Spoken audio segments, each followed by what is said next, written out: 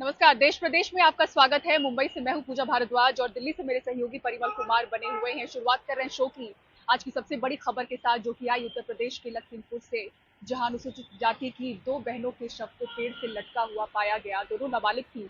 एक की उम्र थी 17 साल और एक की 13 साल। पुलिस के मुताबिक पोस्टमार्टम रिपोर्ट में इस बात की पुष्टि हो चुकी है कि उनके साथ बलात्कार हुआ, फिर उनकी हत्या की गई और उसके बाद उन्हें पेड़ से लटकाया गया। इस मामले में 6 लोगों की गिरफ्तारी हुई है और इसी के साथ ही राजनीतिक आरोप प्रत्यारोप की भी शुरुआत हो चुकी है। देखिए पूरी खबर।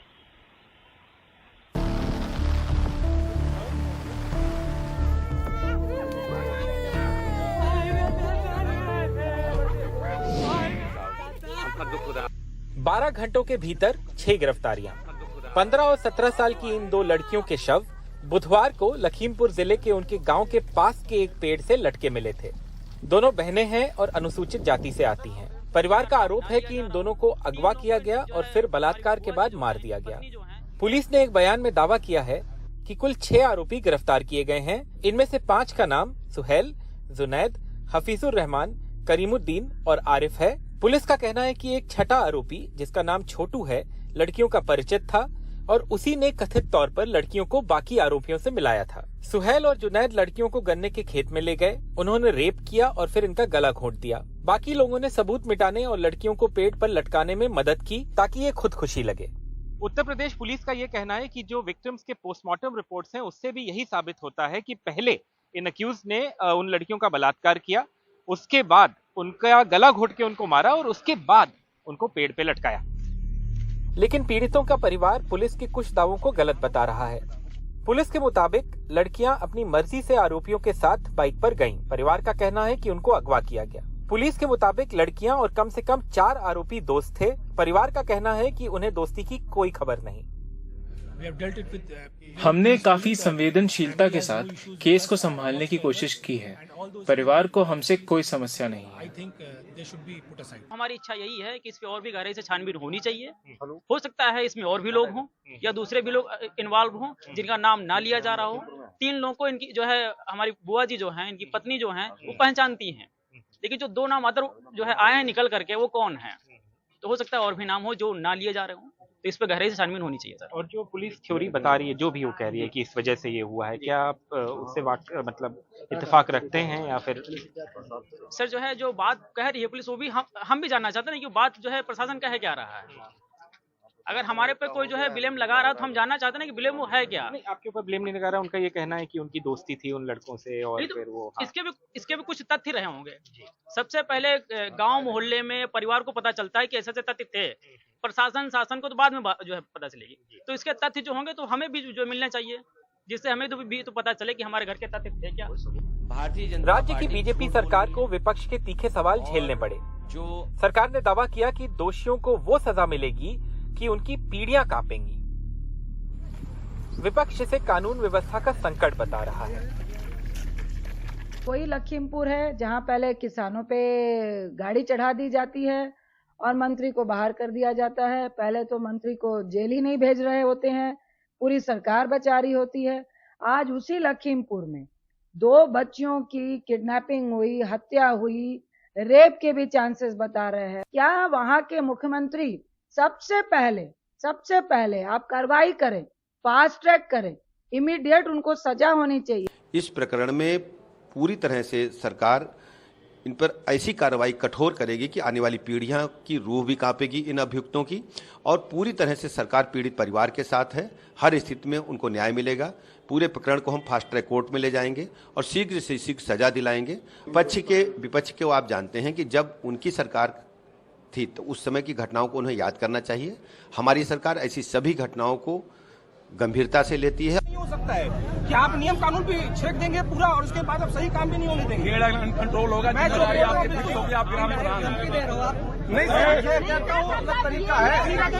तो सबके ऊपर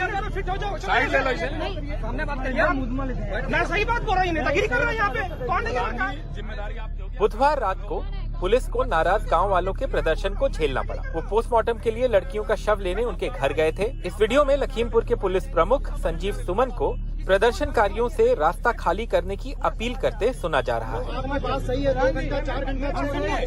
पूरा समाज के साथ हम लोग हैं। आप पूरा समाज अगर चाहेंगे उठ के चलना, हम लोग लेके जाएंगे, मेरी जिम्मेदारी है। जिस गाड़ी में जाएंगे मेरी जिम्मेदारी है। लखीमपुर के केस ने 2014 के एक इंसिडेंट की याद दिला दी जो पश्चिमी उत्तर प्रदेश के बदायूं में हुआ था, जब 2 कजिन सिस्टर्स की बॉडी एक पेड़ से लटकी पाई गई थी। लखीमपुर में राजेश गुप्ता, विनीत कुमार और प्रतीक श्रीवास्तव के साथ आलोक पांडे, एनडीटीवी इंडिया।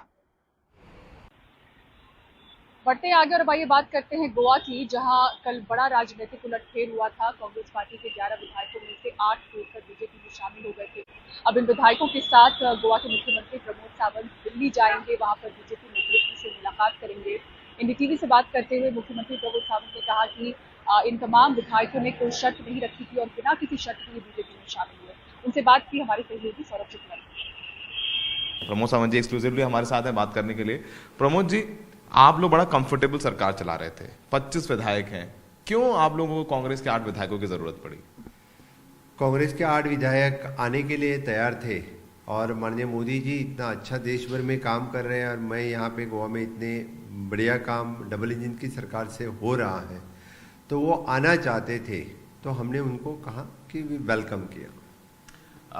और वो भी ऐसे वक्त में जब राहुल गांधी देश में भारत जोड़ो यात्रा निकाल रहे हैं, कांग्रेस एक बहुत बड़ा इवेंट कर रही है, पिछले 10 सालों में इतना बड़ा इवेंट उन्होंने किया नहीं, और ऐसे वक्त में आपने यहाँ पर लोग कह रहे हैं कि ऑपरेशन कमल कर दिया।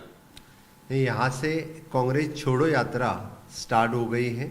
उनकी भारत जोड़ो यात्रा जो राहुल गांधी कर रहे थे, मुझे लगता है कि गोवा से कांग्रेस छोड़ो यात्रा शुरू हो गई है, क्योंकि जो कोई बचे बुचे कांग्रेस के छोटे मोटे लीडर्स हैं वो भी अभी कांग्रेस छोड़ने वाले हैं और वो सभी राष्ट्र हित में इधर भारतीय जनता पार्टी को ज्वाइन करेंगे, अदरवाइज कोई अच्छी पार्टी ज्वाइन करेंगे, क्योंकि जिनके पास लीडरशिप ही नहीं रही है तो कोई रहता नहीं है।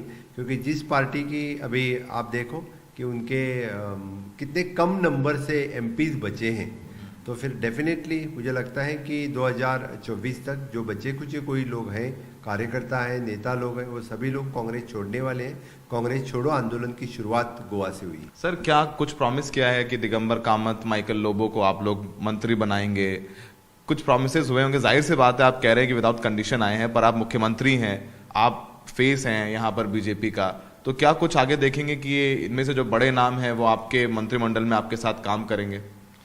Digambar Kamat ex chief minister, Congress के बहुत बड़े नेता थे, तो वो विदाउट एनी कंडीशंस वो पार्टी में जुड़े हैं। Even though the Michael Lobo, बाकी सभी जो मैं कहता हूं कि उन्होंने कौन सी भी कंडीशन नहीं डाली, directly they have join to the Bharatiya Janata party. Sir, क्या आप ये जो 8 विधायक हैं आपके साथ दिल्ली जाएंगे, दिल्ली जा रहे हैं, सेंट्रल लीडरशिप से मिलेंगे आप लोग, उसके बाद कुछ तय होगा आगे कैसे सरकार में इंडक्ट करना है? आपने अभी बोल रहे हैं कि बिना कंडीशन के आप आए, और सुबह आज गवर्नर से भी मिले हैं, आप कह रहे हैं कोई रूटीन मीटिंग थी, और पॉलिटिक्स में रीड बिटवीन द लाइन्स होता है। मैं जो अभी नए लोग हमें जुड़े हैं उनको, हाँ दिल्ली तो जाएंगे, अभी डिसाइड नहीं हुआ, PM HM अध्यक्ष इनको मिलने के लिए, लेकिन ऐसा कुछ रीशफलिंग वगैरह कुछ नहीं है। गवर्नर साहब के साथ मेरी शेड्यूल्ड मीटिंग थी, उसी लिए मैं मिलने गया था।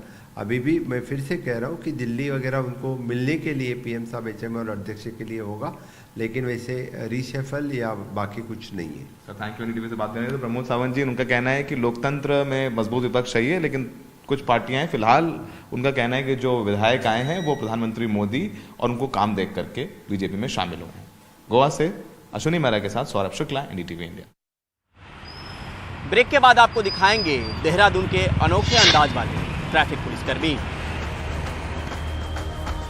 देहरादून के ट्रैफिक पुलिसकर्मी जोगिंदर कुमार अपने अनोखे अंदाज से इन दिनों लोगों का ध्यान खींच रहे हैं। देहरादून की सड़कों पर उछलते कूदते जोगिंदर ट्रैफिक मूवमेंट को कंट्रोल करते हैं अपने स्टाइल से। अपने अनोखे अंदाज से ये चर्चा में बने हुए हैं। जोगिंदर अपने डांस मूव से ट्रैफिक कंट्रोल भी करते हैं और लोगों का मनोरंजन भी।